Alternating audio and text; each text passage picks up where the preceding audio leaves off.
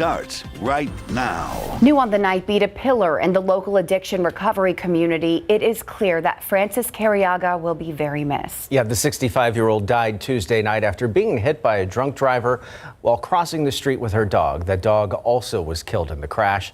Tonight, her 3 children hosted a candlelight vigil in her honor.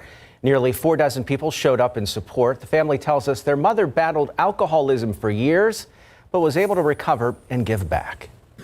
She's able to live well and show other people how to do the same. So we're very proud of my mother. We're very, very proud of her recovery and what she did towards the end of what she's doing in her life, and inspired a lot of people to do the same thing. Tonight, people wore purple, Francis's favorite color. It also happens to be the color representing the addiction recovery movement. The family says that the turnout just shows how many lives their mother touched. It's just so overwhelming to see all the amount of people that really loved her and really supported her and cared for her, and a lot of people who were really devastated by what happened. The family now hopes to turn their mother's death into something positive by advocating for more lights and safer streets. As for the driver, they've been charged with DWI. Pedernales Electric Cooperative held their first board meeting since the ice storm earlier this month that caused extensive outages for some people in the Hill Country. Board members say improving the outage map during severe weather is their priority. One PEC customer tells our Camelia Juarez there should be more improvements in communication. Dana Buchanan, who lives in the Spring Branch area, says she was without power for nearly 3 days in early February. The communication piece is really the key thing that we all think is lacking. She says she was frustrated by the outage map and how it listed response times. For 3 days. The date didn't change and the time didn't change. The PEC says it is aware of people's frustration, saying the outage map calculates restoration times based on historical data, or staff will manually enter restoration times. PEC says staff struggle to enter restoration times while managing nearly 98,000 outages system-wide. Staff also wasn't able to respond to the high volume of calls. I know I sat on hold 2 different times, at least 30 minutes each time. PEC says some customers in the Bulverde Canyon Lake area experienced extensive outages due to a damaged transmission line. According to PEC, that line belonged to another provider. In an email, PEC says it wasn't until the transmission was fixed that PEC could understand the damage to the cooperative's own equipment and make the necessary and complex repairs. Buchanan wishes she learned this sooner. Buchanan says she would like more community outreach from PEC, saying some customers can't travel to Johnson City to attend board meetings and are unable to watch the meeting live. Is there a way for residents to join via Zoom to voice our concerns? No response. We have a link on our website so people can contact their board member directly. People living in Bulverde and Canyon Lake are in District 6 and under Paul Graff. Camelia Juarez, KSAT 12 News.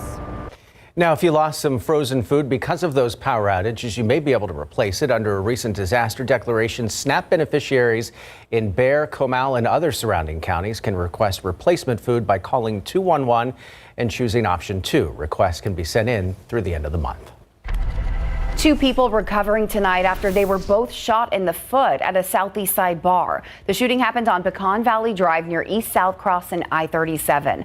When San Antonio police got there, they found one man shot in the parking lot. Moments later, a woman was found shot at Mission Trails Hospital. Police spoke to witnesses who say a fight happened that caused the suspect to start shooting. We spoke with a man nearby who heard that shooting. I jumped off my bed like a rabbit, and I'm on the 2nd floor, and I heard them, and my kids came all running through the room. Dad, someone's shooting.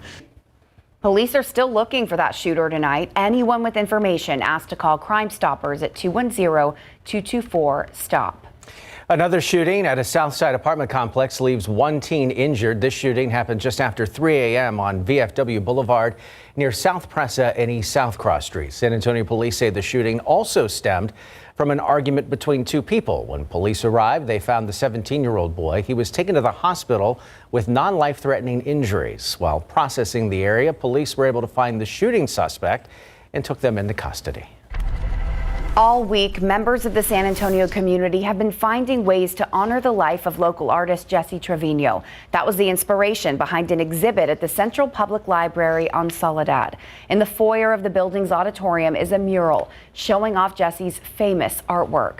People have been able to see the mural all week to pay tribute. He passed away earlier this week after a battle with cancer. We had a cool day around San Antonio as we take a look at the Alamo City right there with live cam. Things are chilly out there too with temperatures in the upper 40s, but thankfully tomorrow is going to be nice as we end up rounding out Sunday a little bit. Temperatures will be in the mid 70s. I want to start with a look at the high temperatures today across South Central Texas. We only got up to 56 degrees in San Antonio, 57 in Hondo, 54 in Kerrville. Average high this time of year is 68, so we're some 12 degrees cooler than that. Outside right now it's 49 and mostly cloudy. We're going to have these clouds with us throughout the evening hours, mostly cloudy skies. Now coming up in the forecast, we'll talk about how tomorrow, we'll have some patchy fog in the morning, but it will be warmer with a high temperature in the 70s. Then spring-like for the first part of the week with increasing humidity and in the 80s in the middle of the week. And finally, I want to talk a little bit about where's the rain. Let's talk about La Nina, how La Nina is coming to a close and how a change to an El Nino weather pattern may help out with that exceptional drought. The forecast coming up soon. Tim. We'll look forward to that. The Carter Center, the charity founded by Jimmy Carter, has announced he is receiving hospice care at home. At 98, the former president is opting to refuse further medical intervention after several brief hospital stays. ABC's Derek Dennis tells us more about his care as we look back at the life of our oldest living president. Former President Jimmy Carter is home with his family in Plains, Georgia, now receiving hospice care. At 98 years old, he is the oldest living former president. He has battled health issues in recent years, including hip surgery in 2019, and in 2015, he confronted cancer that had spread to his liver and brain. In a statement, the Carter Center in Atlanta writing that after a series of short hospital stays, the former president decided to receive hospice care instead of additional medical intervention. He has the full support of his family and his medical team, saying his family is grateful for the concern shown by so many of his admirers. A peanut farmer and naval engineer, Jimmy Carter went on to serve as the 39th president of the United States from 1977 to 1981. After leaving office, he continued a life of public service, working with Habitat for Humanity, building homes for those in need. Senator Mike Rounds saying on Twitter, Carter's life should be an example for all. New Jersey Representative Bill Pascrell Jr. describing the former president as a model of kindness. Carter's grandson tweeting on Saturday, I saw both of my grandparents. They are at peace, and as always, their home is full of love. Thank you all for your kind words. Derek Dennis, ABC News, New York. Now to El Paso, where police officials say that they have a 16-year-old in custody who they believe opened fire at a mall where one person died and two others were wounded. And now we have new information about how that alleged shooter was stopped. In a statement released Friday, El Paso police identified the armed bystander as 32-year-old Emmanuel Duran, a licensed to carry holder. After the shooting ended, the teen suspect allegedly began to run and pointed his gun towards bystanders. That's when police say he drew his handgun and shot the suspect, who remains hospitalized. Police say charges against the suspect are pending. Still ahead on the Nightbeat, it might not feel like it, but we are a little more than a year away from the next presidential election. What we know about the Republican candidates announcing and the ones who haven't quite just yet. Plus, a Southside bakery with bugs crawling on the baked goods. We go behind the kitchen door to see what they are doing to correct that problem and reveal the other violations we found this week behind the kitchen door. And recent disasters have people thinking about emergency preparedness. See how local first responders are making sure they have the skills needed to save lives in a mass emergency. Turkey and Syria are still in recovery mode more than a week after an earthquake hit their countries, leaving a death toll of more than 46,000. That devastation has many first responders double checking their own training, preparing for the worst if it were to happen here. That's what happened this weekend up at Texas A&M Task Force at Disaster City in College Station. As the night team's Lee Waldman shows us, the training scenario mirrors real-world tragedies. Anybody in here? pipeline explosion that happened in a small town, which, as we've seen on current events, that it can happen pretty much anywhere in the United States. Local and federal responders search and rescue efforts at a makeshift town amid collapsed buildings with contaminated material. That's the scenario. Lee Waldman, KSAT 12 News. It's exactly the way that we are going to respond, and this task force has probably responded more than any other team in the country. Texas A&M Task Force Director Jeff Saunders says what you're seeing has been in the works for 6 months, long before the deadly earthquake in Turkey and Syria and the train derailment in Ohio. But the skills being practiced here mirror what's unfolding in real life. All of the coordination that happens for a big disaster is going on all around us, and what you're looking at is the boots on the ground. The team in the hazmat gear is actively searching for the victims. Between the 3 rubble piles, there are 10 volunteer victims at a time. Crews are using cameras, concrete breakers, and other tools to find them. The team in vests are overseeing the whole process. Victim volunteers are waiting beneath the rubble for first responders to get to them. In this scenario, they're not using any dogs because there's potentially hazardous material. It's all manpower getting to each one of those victims. They'll breach through there, get in. They have some patient packaging and assessment stuff they have to do. Hazmat has to do some air monitoring, and then they can get them out of the hole and get them back out. We were there as volunteer victim Ashley O'Connell was rescued. Stuff like this actually happens, and people sit there not just for 2 hours like I was, but for more days sometimes. So, I mean, that was kind of like an eye-opener to kind of think about. The training continues into Sunday. It's treated as realistically as possible, so each person is ready when disaster strikes. We're always ready to answer the call. So we say we're ready in a moment's notice, and we really are. Lee Waldman, KSAT 12 News. Very valuable tool that we have up there in College Station. Right. And if we're talking about the weather back here at home, it was chilly today, but things are changing. Yeah, we're going to be nice and spring-like in the coming week here for us. Starting tomorrow, I mean, temperatures are going to be in the 70s. But I wanted to start the weather talking about the drought situation around Texas. Here's a look at the current drought monitor. Do you see that bullseye there? That bullseye's right over San Antonio. Extreme and exceptional drought across San Antonio and the hill country. The red colors there are the worst kind of drought. Exceptional extreme drought for areas like Bernie, Bulverde, Helotes, Medina Lake, which is less than 6% full, Kerrville, Blanco, Canyon Lake, and unfortunately, as we look at the forecast for this upcoming week, the only chance for rain that we have is an isolated shower or two Wednesday morning. That is not going to cut it when it comes to helping us out with the drought. We honestly at this point need a lot of rainfall to recover from that kind of a drought situation.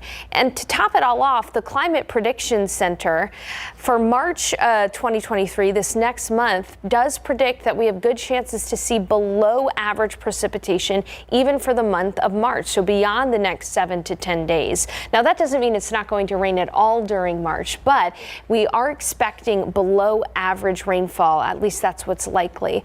So is it all bad news? Well, no. The reason why we are so dry is because this has been our third consecutive winter where La Nina weather conditions have been present. La Nina, El Nino, it's a type of climate pattern in the Pacific Ocean. Whenever a La Nina is present, usually here in South Central Texas, we have a drier winter. But guess what? There's some good news. We're saying bye-bye to La Nina. Okay, La Nina has weakened significantly, and in fact, there is a good chance that we could be seeing an El Nino weather pattern as early as this summer. That would typically lead to a wetter fall and winter. So a lot to be seen here if that actually happens, but it is something to at least be hopeful for as far as drought conditions go. And if you've been here in San Antonio long enough, you know often that droughts can end with floods. So we'll keep an eye on things for you, but we do expect quiet weather over the coming week. Now today the high temperature was 56. It felt really chilly out there, some 12 degrees below the average high. And even this morning, we touched freezing in many places around San Antonio. Here's the good news, though. I don't anticipate another freeze for at least the next 7 to 10 days. It's pretty dry across the state of Texas. Dew points are in the 20s and 30s. That's close to the bottom of the scale. But look out toward the coast. You can see Corpus Christi, Brownsville, dew points starting to rise into the 50s. Well, we're going to see the humidity rise over the next coming days. Tomorrow, Tomorrow, dew points will be near 50 degrees. It'll still be pleasant, but by Monday and Tuesday, it's going to be downright humid outside. Muggy conditions with dew points in the 60s before we see a front move through and bring drier air in Wednesday and Thursday. So it's going to be a lot more spring-like in the coming days. Now we'll be seeing early tomorrow morning some patchy fog starting off at 45 degrees. As we head into the mid-morning hours, temperatures will start to get into the 60s. By noon, we'll be at 65. And for the high temperature tomorrow, we're looking at 75 in San Antonio. Quite a temperature difference from the 50s to the 70s tomorrow. I don't know about you, but I prefer the 70s. It's going to be a pretty nice day tomorrow. 73 in Kerrville, it'll be 75 in Uvalde, 78 in Cotulla, 75 in New Braunfels, 75 in Seguin, 77 in Floresville, and in Pleasanton, 73 in Kerrville and Comfort. Looking at the 7-day forecast for you again, humid on President's Day and near 80 degrees, humid on Tuesday, 83, small chance for rain Tuesday night into Wednesday. We'll be looking at windy weather on Wednesday with gusts up to about 35 miles per hour. Temperatures will be more palatable by the end of the week. Hey, guess what? We saw one of the first Texas flowers today in bloom in Spring Branch. I've got to look at your pictures coming up in just a bit. Very exciting. Man, busy week. Got President's Day, Fat Tuesday, Ash Wednesday. It's all coming our way fast. Look at all those cute graphics. Yeah, might as well take some time to remember that it's still football season. Even though the Super Bowl was last weekend, there is XFL, and our team kicks off tomorrow. Yeah, that's right. The XFL season began today, but the Brahmas season begins tomorrow, and there's supposed to be about 30,000 people on hand. Brahmas got their first look at the Alamo Dome today. We'll hear from the team when we come back. Plus, the Longhorns survive an overtime thriller against Oklahoma. Got the highlights next.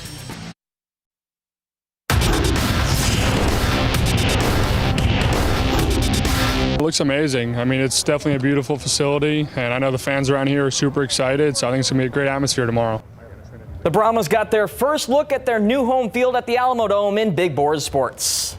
Pro football coverage, powered by Davis Law Firm. Tomorrow afternoon, KSAT insiders will pack the bullpen at the Alamo Dome with these to kick off the San Antonio Brahmas inaugural season. Now, the Brahmas arrived in town this afternoon, and the Alamo Dome was already decked out in Brahmas signage with black and gold all over the stands. The team got a chance to look around before holding a team lunch, even with the mayor in attendance. 30,000 plus are expected to be on hand tomorrow. How does head coach Hines Ward feel about that? That is a lot of people, but, you know, that's expected, man. That's just the city of San Antonio. They support their teams through and through. You know, I didn't have nothing to do with the color scheme, I promise. But that was a big part of the reason why I wanted to be the head coach here. Opportunity presented itself. Me having worked during the executive side, during the AAF with the Commanders, I saw firsthand how passionate the fans were here. Now to bring football back to the city of San Antonio, now I'm on the coaching side of it now. I know expectations are high. XFL owner Dwayne "The Rock" Johnson is expected to be in town tomorrow for the Brahmas home opener, just like he was today for the XFL season opener in Arlington. What does his presence mean to the team? Yeah, it means a lot. I mean, I don't think I've really met many actors in my life, and obviously I've watched The Rock a ton growing up, so hopefully I get to meet him, you know, one-on-one and say what's up to him, but he's just done so much for this league and for our team, so I really appreciate him and all he's done. Kickoff in the Alamo Dome between the Brahmas and St. Louis Blackhawks is tomorrow at 2 p.m., and if you can't make it, you can watch the game live right here on KSAT 12. Spurs rookie Jeremy Sochan was one of many young stars to participate in the Rising Stars game on the first night of NBA All-Star Weekend in Utah. In his only appearance, Sochan threw down a pair of impressive dunks and finished with 6 points. One of his 3 baskets was an and-one opportunity, and he used that point to whip out his one-handed free throw style. It's a big stage, but he didn't let the situation change his unique approach at the charity stripe. I mean, it's worked out great. I feel like I was like 40-something% from the free throw with 2 hands, and now I'm like 81, 82 with 1 hand. So, I mean, it's helped me a lot. I think it's made me, you know, even more aggressive, and I think, you know, it's something that is pretty cool to, you know, show, because, you know, not a lot of people, I think, would do that. So it just shows who I am, and I think it's cool. Sochan and the Spurs return to action this coming Thursday in Dallas against the Mavericks. Number 6 Texas went head-to-head with Oklahoma this afternoon, and this was a way more competitive game than their last football game. Texas led 73-70 with 10 seconds to play, and not anymore. Grant Sherfield drills a 3-ball, and we're tied at 73, heading to OT. In the extra frame, Longhorns force a steal, pass ahead here to Timmy Allen, who pulls out the Euro step-in transition for the basket, count it and one. And the Longhorns aren't done. Serge Jabari Rice drains a 3, and Texas is now in control, up by 7. Not so fast. Sooners have one last chance to force double OT, but this point-blank shot at the buzzer is no good, and Texas survives a tough test, 85-83 in overtime. Top 10 showdown in Kansas. Number 9 Baylor taking on the 5th-ranked Jayhawks. Good start for the Bears. How about Keontae George throwing down the one-handed jam? Wow. Baylor led 45-32 at halftime, but the Jayhawks outscore the Bears 55-26 in the second half, and Kansas wins at 87-71. Coming up later in sports, UIL state championships are up for grabs in swimming and wrestling. Plus, it's time for some rodeo. So we're starting with the Brahmas. We're ending with bull riding. Bulls all over the place. All over. We like bulls. On Sunday, we ride the bulls. Or Saturday, whatever day it is. It's Saturday. Yeah. All right, the next presidential election is more than 600 days away. Yet some Republican candidates are making their names known. We'll show you who's expected to make an announcement next. And BKD.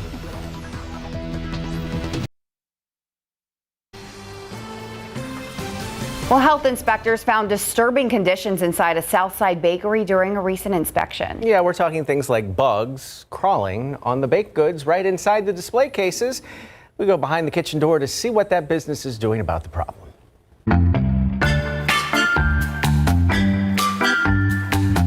Las Palmas Bakery, located in the 1800 block of Palo Alto Road, earned a 78 on their inspection last month. Right off the bat, the inspector found several pests crawling on the baked goods. The inspector noting he found both live and dead roaches inside the display case. That's not all. A toy car was also found on top of a pastry. The cases also had food debris inside that needed to be cleaned out. Chemicals, including WD-40, were found stored on the food prep area, and flour was found being stored on the floor. In the bathroom, a toilet was heavily soiled with a brown substance. The owner telling the inspector the plumbing was broken. The business was closed when I stopped by this week. Hello? But an employee was inside the bakery. Did you guys fix the issue with the roaches? The worker telling us through an interpreter they're working on the problem with pest control services. Pero el pest control, ¿cuándo va? Oh, ya vino el viernes. ¿Viernes? Este viernes. Sí, el que pasó. Qué bueno. They're coming this Friday. The inspector ordered a re-inspection and told the business to fix the display cases. El Sabrosito de Jalisco in the 100 block of Weidner Road got a 77 on their January inspection. They were storing raw food above ready-to-eat foods. Food made the day before was found to be too warm. They needed to hire a plumber to fix several faucets and leaks. They were also told to repair a hole in the wall of the kitchen where water was draining outside, causing grease and waste to build up that needed to be cleaned and sanitized. A re-inspection was ordered. Lin Hung Chinese and Vietnamese restaurant in the 200 block of Remount Drive was temporarily shut down due to a lack of hot water. They were also not following the correct rapid cooling method for foods. Cooked rice and other foods were left out at room temp, and foods inside a refrigerator were too warm.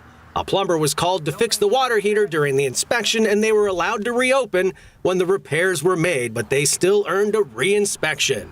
Tim Gerber, KSAT 12 News.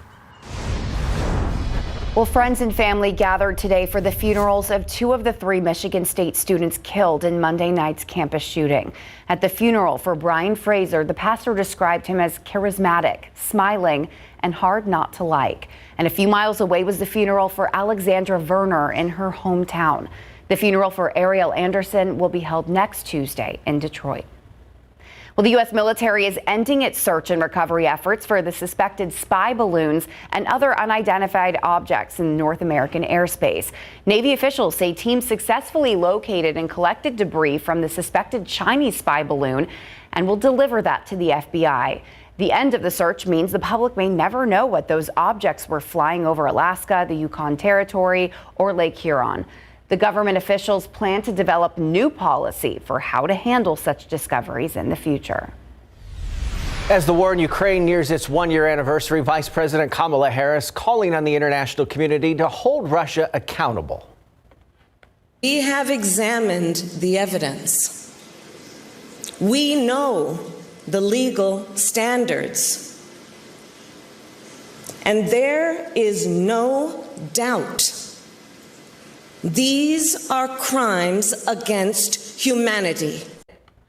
This comes as Russia launches a major new offensive in eastern Ukraine. Russian forces trying to encircle the key city of Bakhmut, trying to claim a victory for Vladimir Putin as that war approaches its one-year anniversary. Meanwhile, Ukraine is suffering heavy casualties and continues to wait for more weapons to arrive. In politics now, potential Republican challengers are starting to make their moves to take over the White House in 2024, the next presidential election. ABC's White House correspondent Mary Alice Parks reports the field is expected to get pretty crowded. Fresh off the launch of her 2024 presidential campaign, former South Carolina Governor Nikki Haley in the swing state of New Hampshire this weekend, working a crowd of crucial voters. I think that the one thing we need to do to make sure we right this ship is send a bad Republican woman to the White House. She was the first to officially challenge former President Trump in the GOP primary. But with a flurry of other big-name Republicans traveling this week and next, it is clear several are on the verge of jumping in too. She may have more company soon in the race for president. In Iowa, former Vice President Mike Pence hinting loudly at his own likely campaign when asked about Haley's bid. I wish her well. Ambassador Nikki Haley did a great job in our administration. South Carolina Senator Tim Scott off to Iowa himself next week. The GOP, the Great Opportunity Party. And sounding more and more like a candidate as he weighs a run. We should have faith in America. The future is incredibly bright. It is incredibly bright. South Dakota Governor Kristi Noem and New Hampshire Governor Kristen Nunu, both on the road too, rumored to be making their own campaign plans. While another Republican governor is playing coy. In polling, Florida's Ron DeSantis is often at the top of the pack next to Trump. With his name recognition and big national following, all eyes on him as he decides if and when to take the plunge. Nikki Haley announced her presidential run today. Do you plan on following suit? Wouldn't you like to know?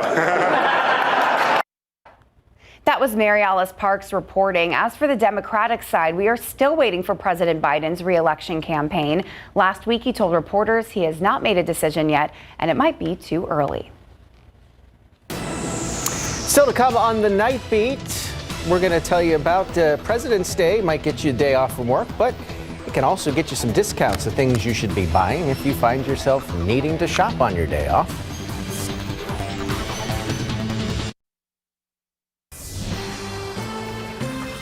Well, retailers are rolling out President's Day weekend sales, offering consumers some much-needed relief from sky-high inflation. This year, some retailers extending those deals into early March. And unlike last year, you'll find more big-ticket items in stock, like washing machines and TVs, as supply chain issues improve, which means more deals on bundles. So from this President's Day compared to others, you're going to find a lot of high price items for the home, such as major kitchen appliances, furniture, mattresses, home decor. Experts say the next big round of deals won't happen for months. The next one is Memorial Day in May. All right, a chilly evening out there as we're in the middle of February. Temperatures are in the low 50s, upper 40s.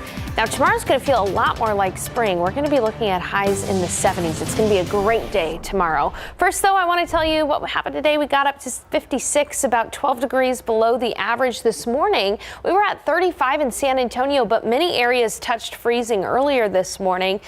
I'm wondering if this may be our last freeze of the season. We'll have to wait and see, but we at least don't have a freeze in the forecast over the next 7 to 10 days. Morning lows are going to be back into the 60s by Tuesday, so you won't have to worry about that overnight. So again, today was cool. We got up to 56, but how's this for tomorrow? 75. That is a 19-degree temperature difference. It's going to be even warmer in the middle of next week. Those details in a windy forecast for Ash Wednesday coming up in just a bit.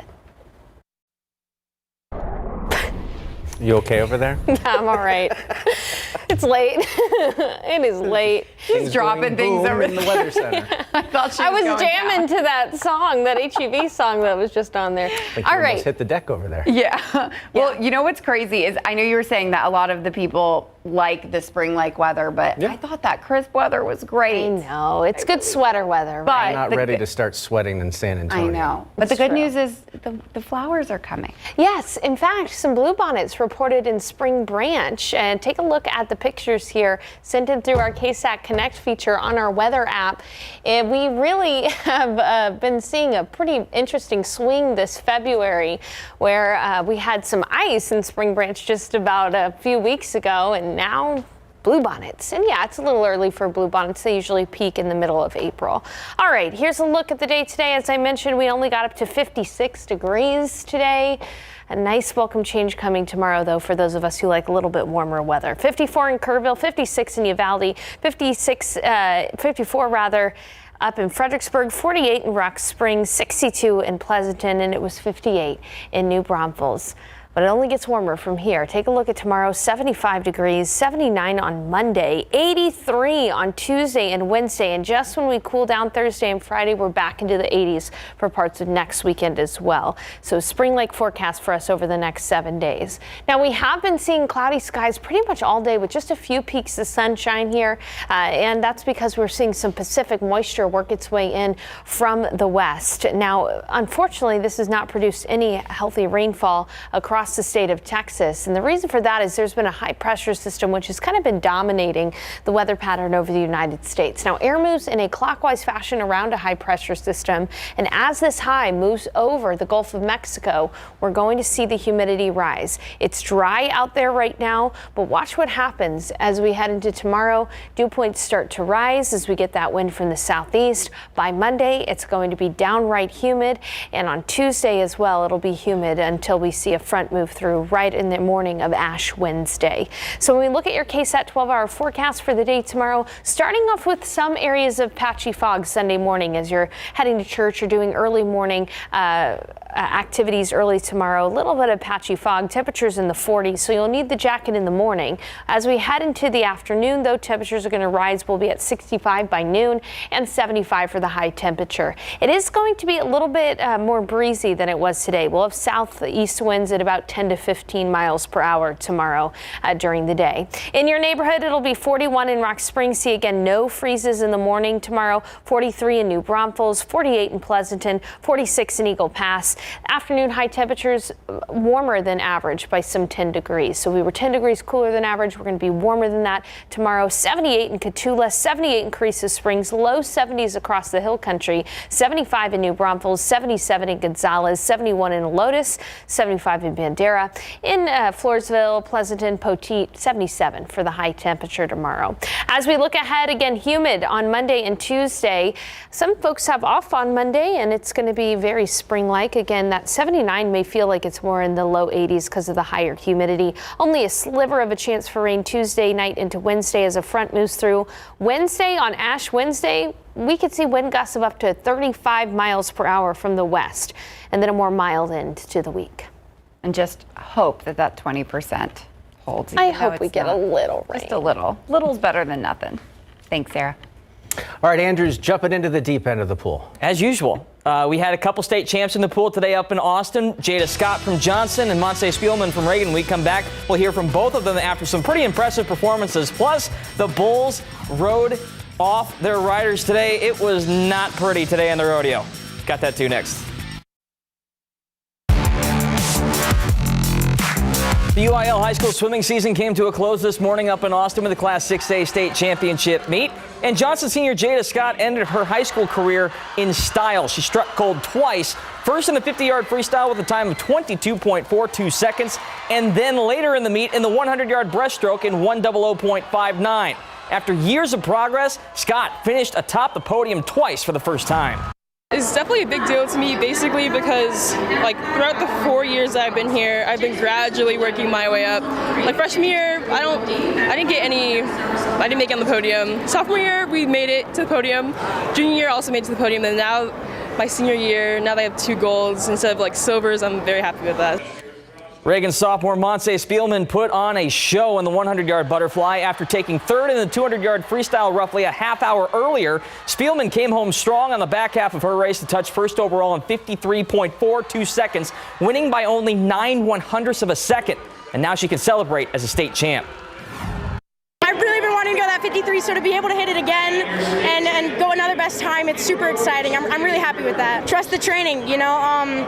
It's really tough to do these 2-day meets and just come back and just like, it's hard to stay focused, but just like trust the training, know that, you know, you're going to have it in you, and just discipline, like off the walls discipline and everything. Love the green hat. Churchill's Carly Cronk finished second in the 200-yard freestyle with a new personal best time of 1 minute 47.82 seconds. O'Connor senior Sonia Vaishnani took second in the 200-yard individual medley thanks to an incredible back half. And Clark Jr. Evan Crowley took home 2 bronze medals in the 100 freestyle and 100 backstroke. You can hear from all 3 of these swimmers and catch a full recap of this morning's meet right now on the Big Game coverage page at KSAT.com. The Class 5A meet was held this evening, and congratulations to Bernie champion senior Griff Orloff, who tied for first place in the 100-yard breaststroke with a time of 56.37 seconds. The Charger boys also posted a school record in the 200-yard freestyle relay and took silver in 124.96. As a team, the Bernie champion boys finished 5th in the state. That's the best finish in program history. 4 wrestlers had a chance to wrestle for state titles this evening at the Berry Center in Cypress. Only one is bringing home gold. Uvalde sophomore George Rodriguez completed an impressive 44 in one season with a pin in the first period of his Class 5A 120-pound championship bout. The other 3 are all bringing home silver. Smithson Valley's Efren Ariz-Mendez Jr. in the 165-pound division, Piper sophomore Savannah Schaff in the 120-pound division, and Judson sophomore Samaria Barnett in the Class 6A 165-pound bracket. We have links to full results and more highlights from the state tournament right now on our website at KSAT.com. Finally, let's head on down to the stock show and rodeo for some bull riding tonight, and the bulls were ornery. This is Brady Portenier on Indian Larry. On is a loose term. Looks like he gets his arm stuck, and he almost gets away without a kick. Almost. That one looks like it smarts. Only one rider went the full 8 seconds tonight. That was Trey Benton III riding Shakedown. The ride itself here looks pretty good. He gets an 86 points for his trouble. But watch this. Once the timer's up, he gets a little stuck. Finally dismounts. The bull charges straight over him. Again, luckily he's okay. He went the full 8 seconds. Bull wasn't a fan of that. We'll see how they do tomorrow. That was not a good ride tonight. Nothing shaking on Shakedown Street. Jeez. You would. I did. I had to. It was good. I liked it. Love riding the bulls. We'll be right Someone's back. got to. We apparently have enough time to tell you something good tonight. Very exciting. Well, after so much heartbreak in Syria, an incredible story of hope. A baby who was born under the rubble of a collapsed building in Syria appears to be doing well. After surviving 10 hours under the ruins of her family's home, a doctor says baby Aya is in good condition and does not need additional help. He and his wife are taking care of the infant for the time being. Meantime, authorities are trying to confirm the identity of a person who might be related to her. We hope they do. So many amazing stories of survival coming out of that disaster. Absolutely. Now, as we look at the weather, patchy fog tomorrow morning will be at 45 degrees, but in the afternoon, 75. You won't really need the sweater over the next several days. We'll be humid Monday and Tuesday in the 80s on Wednesday behind a front. That'll make it at least less humid, but feeling a lot like spring. Wish we could see some of that spring rain, though, in the forecast as well. Looks like winter's over. That's all of our time. The show's over. Thanks so much for watching. Be sure to catch Good Morning San Antonio starting at 6 o'clock. Have a great night. We'll see you tomorrow. Bye.